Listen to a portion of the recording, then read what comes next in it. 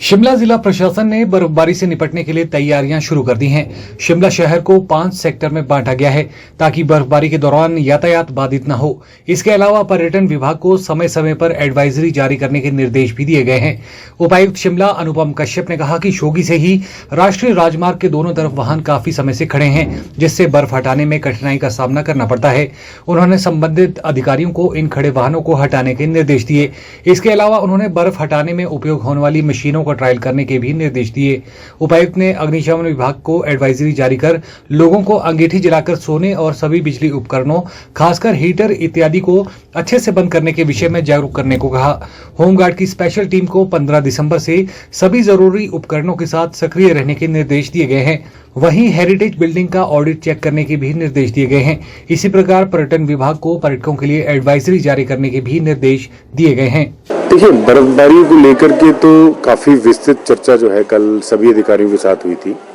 उसमें हमारे सारे एसडीएम्स, हमारे सारे डीएफओज, सीनियर ऑफिसर्स, एडीसी, एडीएम्स और बाकी जितने भी डिपार्टमेंट्स हैं, एसपी साहब और होमगार्ड्स के हमारे कमांडेंट्स, फायर के ऑफिसर्स और तमाम बिजली बोर्ड, पीडब्ल्यूडी, आईपीएच, इन सभी विभागों के तमाम सीनियर ऑफिसर्स जो इस मीटिंग में प्रेजेंट थे, ताकि हम तैयारी कर लें कि जो अभी आने वाली सर्दियां हैं उसमें किसी भी प्रकार की कोई भी चुनौती अगर आती है तो उसका मुकाबला सभी विभाग आपस में अच्छा समन्वय स्थापित कर जो है उसको जो है उससे किसी भी चुनौती से उसको निपटा जा सके। नहीं, देखिए, उसमें काफ़ी डिटेल डिस्कशन हुआ है। डिस्ट्रिक्ट शिमला में काफ़ी जगह ऐसी हैं जो काफ़ी वल्नरेबल भी हैं, तो उसके लिए डिटेल स्ट्रेटेजिकल हमने बनाई है मिल करके।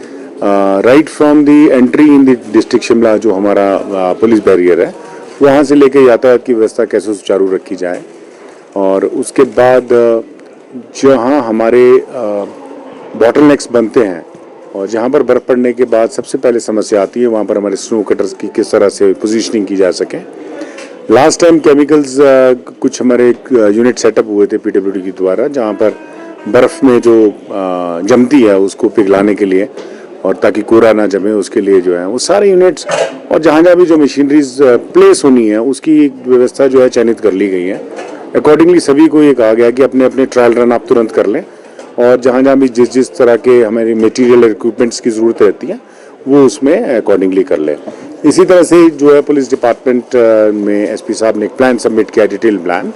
जिसके लिए कुछ 4x4 की गाड़ियाँ हैं, कुछ हमें ऐसे इंस्ट्रूमेंट्स और ऐसे इक्विपमेंट चाहिए होते हैं जो बर्फबारी के दौरान हमारे को जिसकी इमीडिएटली रिक्वायरमेंट चाहिए, तो उन सब पे वर्कआउट कर लिया गया। देखिए, जो कल बैठक हुई थी उसमें सब प्रेपरेटरी जो अरेंजमेंट्स होते हैं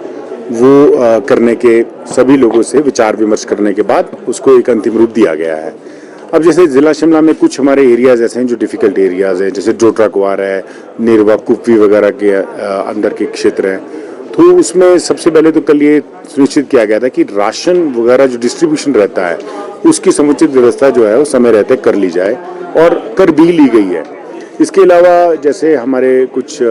फोर्सेस को स्टेशन करना होता है, कुछ हमको टास्क फोर्स बनानी होती है, तो उसके लिए भी कल हमने उसको फाइनल शेप दे दी गई है। इसके अलावा जैसे सड़कें जहाँ जमती हैं वहाँ पर म्यूनिसिपल कॉर्पोरेशन के द्वारा जो है वो टेंडरिंग प्रोसेस भी उसके कर लिए गए हैं। कल मीटिंग में अवगत कराया गया है किन किन जगहों पर जो है वो मिट्टी को स्टॉक किया जाता है। अस्पतालों को जाने वाली सड़कें हैं, कुछ हमने प्रायोरिटाइज किया गया है कि कौन कौन सी सड़कें इंपॉर्टेंट है जो हमारे लिए, सबके लिए, आम जनजीवन के लिए बहुत इंपॉर्टेंट है, जहां से लोगों को अस्पताल जाना होता है या ऑफिस जाना होता है या फिर रोज़मर्रा के लिए लोगों की मोबिलिटी होती है, उन सब चीज़ों को इंश्योर किया गया है। इसके अलावा पानी की व्यवस्था पूरी तरह से बनी रहे,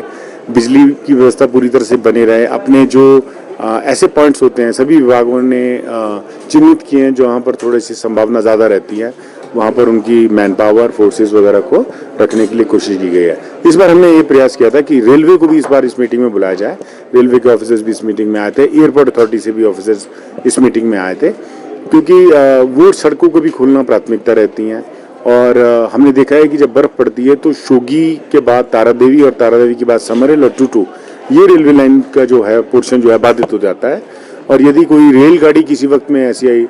आपातकालीन स्थिति में पड़ती है, रुकती है कहीं, तो क्योंकि उसमें सैलानियों की संख्या लगभग 100 से 150 के बीच में होती है,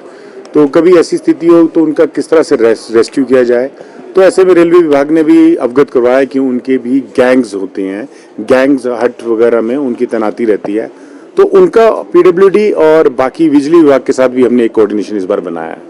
तो ताकि आवश्यकता पड़ने पर उनकी जो अवेलेबिलिटी है मैन पावर की वो, और जो हमारे पास अवेलेबल मैन पावर है वो आपसी सहयोग से आम जनता के लिए, आम जनजीवन के लिए पूरी तरह से व्यवस्था को नॉर्मल बना के रखे।